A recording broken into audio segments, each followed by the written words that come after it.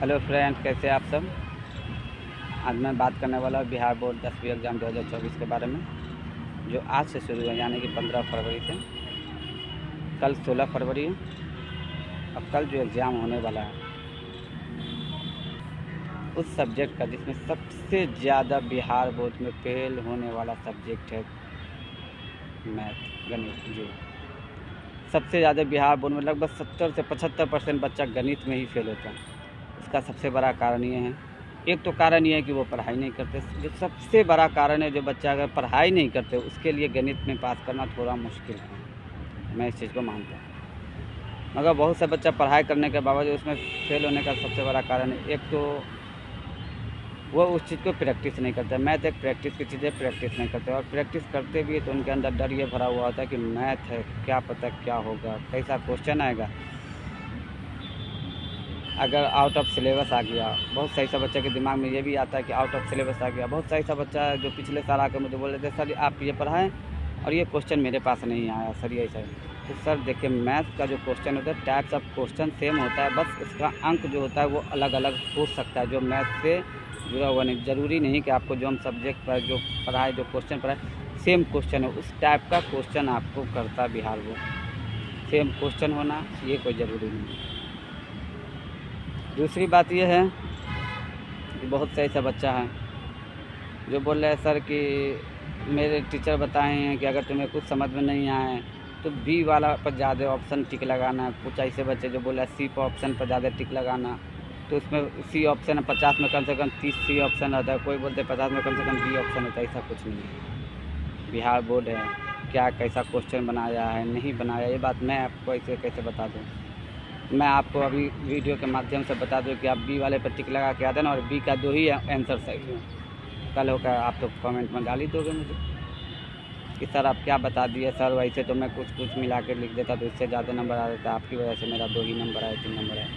तो आप ऐसा बिल्कुल ना करें। सबसे पहले आपको ऑब्जेक्टिव के बारे में बात करूँ। ऑब्जेक्टिव में जो क्वेश्चन होता है, अधिकतम क्वेश्चन जो होता है वो फार्मूला, लगभग 50% ऑब्जेक्टिव क्वेश्चन जो होता है जो फार्मूला पूछता है। उसमें खासकर सबसे ज़्यादा क्वेश्चन जो होता है फार्मूला में, उसमें ट्रिगोनोमेट्री मतलब त्रिकोणमिति से होता है। इसके अलावा निर्देशांक ज्यामिति से होता है, उसके अलावा बहुपद से होता है। अदरवाइज़ सब चैप्टर से कुछ ना कुछ ऑब्जेक्टिव क्वेश्चन होता है, और ख़ासकर फार्मूला होता है। कुछ ऐसा क्वेश्चन भी होता है जो 2 नंबर का क्वेश्चन होता है, और उसको पीछे आप रफ करके, पीछे कॉपी जो दिया जाता है आपको कॉपी लिखने के लिए, उसको आप रफ करके उसके पीछे आप उसको बना के आप टिक लगा सकते हैं। जो रफ़ कीजिएगा उसके ऊपर रफ़ लिख दीजिएगा, ताकि जो कॉपी टीचर जो कॉपी चेक करें तो वो लिख दें, उसको पता चल जाए कि ये बच्चा रफ़ किए हुआ। अब बात करते हैं सब्जेक्टिव क्वेश्चन की। तो सब्जेक्टिव क्वेश्चन जो होता है, जो देखिए मैथ एक ऐसा चीज़ है जो मैं आपको बोर्ड पर समझाता हूँ ताकि आपको अच्छे से समझ में आता है। बट यहाँ पर अभी वो सुविधा उपलब्ध नहीं, जहाँ पर अभी मैं हूँ यहाँ पर अभी वो सुविधा उपलब्ध है नहीं। और बहुत से बच्चे ऐसे भी है जो मैसेज कर रहे हैं कि सर नोट है तो भेज दीजिए। तो इस बार मैं किसी कारणवश नोट नहीं बना पाया हूँ, मगर आइंदा अगले साल से मैं नोट ज़रूर तैयार करूँगा, जो ताकि बच्चों की हेल्प हो सके। इस बार मैं नोट नहीं तैयार कर पाया हूँ। और बहुत से ऐसे बच्चे हैं जो बार बार SMS कर रहे हैं, सर क्या पता क्या होगा, लिख कर आएँगे, मैथ नहीं समझ में तो क्या लिखना है, सब्जेक्टिव में क्या लिखना है। ऑब्जेक्टिव में तो सर कुछ टिक लगा के देंगे, सब्जेक्टिव में क्या लिखना है। देखिए सब्जेक्टिव में आपको देखिए कुछ ऐसा क्वेश्चन होता है, जैसे बहुत ऐसा क्वेश्चन होता है जिसको सिद्ध कीजिए। सिद्ध करने का जो क्वेश्चन होता है उसका आंसर ही वही होता है, उसमें क्वेश्चन के साथ आंसर दिया होता है। कुछ सिद्ध करने का, जैसे √2 एक अपरिमेय संख्या, √3 एक अपरिमेय संख्या, √5 एक परिमेय संख्या, अपरिमेय संख्या कैसे सिद्ध कीजिए, तो वो उसका आंसर, उसको आपको सिद्ध करना। अब यहाँ पर अगर बोर्ड होता तो मैं आपको समझा पाता सही से कि कैसे करना होता है, बट बोर्ड है नहीं, तो मैं वीडियो के माध्यम से इतना अच्छा से समझा भी नहीं पाऊँगा आपको, और आपको समझा भी पाए तो आप समझ भी नहीं पाएगा इतना अच्छा से। और कुछ ऐसा क्वेश्चन होता है, जैसे आपका ए है और कुछ नंबर दिया हुआ, बी करके कुछ नंबर दिया हुआ, ए इक्वल टू बी, मतलब ए इक्वल टू बी मतलब कि ए और बी दोनों बराबर है कि ना। अगर दोनों का आंसर बराबर आ रहा है तो ए इक्वल टू बी बराबर है या नहीं। अगर ए इक्वल टू बी सिद्ध हुआ, मान लीजिए ए इक्वल टू बी, अगर ए इक्वल टू बी है तो आपका ए का जो आंसर आएगा उसका बी का भी सेम आंसर आना चाहिए, मतलब तभी ये आपका समझ जाइए वो आपका सही है। और A is not equal to B, मतलब ए और बी के बराबर नहीं है, तो दोनों का आंसर अलग अलग आएगा। अगर दोनों का आंसर सेम आ जाता है तो इस जगह पर ये गलत हो जाता है। अगर दोनों का आंसर अलग अलग आता है तो समझ जाइए ये सही है। तो सिद्ध करने का जितना भी क्वेश्चन होगा समझ जाइए उसके साथ आपको आंसर दिया होगा, इस चीज़ का ध्यान रखिएगा। ये मत सोचिएगा अब आंसर क्या होगा, जितना भी सिद्ध करने वाला होगा, और अप्रॉक्सिमेटली लगभग 2 से 3 क्वेश्चन सिद्ध करने वाला होता ही है। और बहुत सही सा बच्चा है कि सर अगर जो नहीं आए तो उसको क्या करना, मैथ है तो क्या लिखेंगे, छोड़ देंगे, नहीं, आप बनाने की कोशिश कीजिएगा उस टाइप का बनाने की।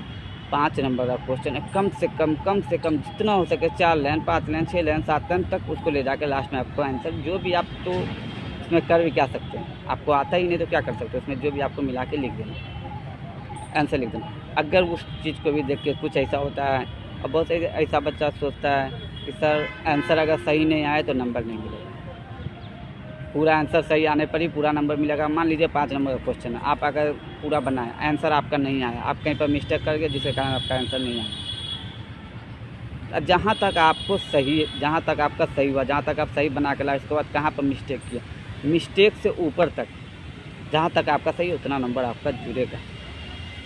और कुछ नंबर इस वजह से भी जुड़ता है बच्चे को कि बच्चे ने कोशिश किया, क्योंकि उस देखिएगा कॉपी में ये लिखा छात्र अपनी भाषा में उत्तर दें, तो कुछ नंबर इस कारण से भी जुड़ता है कि अगर आप उसका आंसर नहीं बना पा रहे मगर आप कोशिश किए, तो कोशिश करने का भी कुछ टीचर जो होता है जो अपने हिसाब से जितना आप कोशिश किए, जितना उसको लगा कि आप सही कोशिश किए उतना नंबर वो टीचर दे देता है, मगर ऑब्जेक्टिव प्रश्न में ऐसा नहीं होगा। तो सबसे पहले इस चीज़ का ख्याल रखिएगा, ऑब्जेक्टिव जितना हो सके, अभी आपके पास समय है, एक नाइट अभी पूरा बचा हुआ है, आप फार्मूला देखिए, फार्मूला देखने के बाद अब जितना हो सके आप उसको देखिए, इसके अलावा कुछ प्रैक्टिस कर लीजिए थोड़े से, टेंशन फ्री होकर एग्ज़ाम, क्योंकि अब जो करना था आप कर लिए।